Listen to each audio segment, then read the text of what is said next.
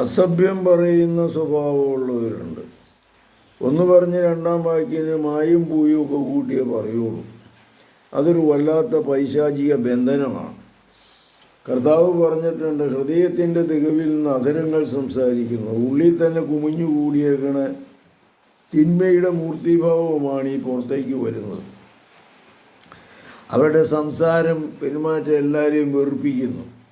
അവരുടെ ജീവിത ശൈലി തന്നെ മറ്റുള്ളവർക്ക് വെറുപ്പും അറപ്പിനും കാരണമാകുന്നു. അതുകൊണ്ട് ഇങ്ങനെയുള്ള സ്വഭാവത്തിൽ നമ്മൾ മോചനം നേടണം. അസഭ്യം പറയുന്ന സ്വഭാവത്തെ കർത്താവ് അങ്ങയുടെ സന്നിധിയിൽ സമർപ്പിക്കുന്നു.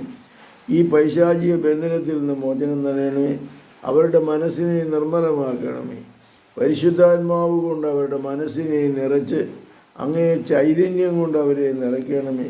നല്ലത് പറയുവാൻ, നല്ലത് കേൾക്കുവാൻ, നല്ലത് സംസാരിക്കുവാൻ, നല്ലത് പ്രവർത്തിക്കുവാനുള്ള പവർ ഇവർക്ക് നൽകണമേ. കർത്താവ് എനിക്ക് നൽകിയ അധികാരം ഉപയോഗിച്ച് നിൻ്റെ ഈ പൈശാചിക ബന്ധനത്തിൽ കർത്താവ് നിനക്ക് മോചനം നൽകട്ടെ.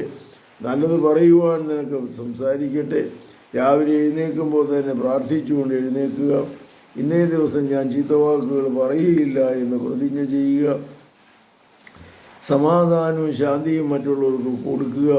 പരിശുദ്ധ പരമദിവ്യകാരുണ്യത്തിന് നേരവും ആരാധനയും സ്തുതിയും പുകഴ്ചയുണ്ടായിരിക്കട്ടെ. ഈശോ മിശിഹായ്ക്കും സ്തുതിയായിരിക്കട്ടെ.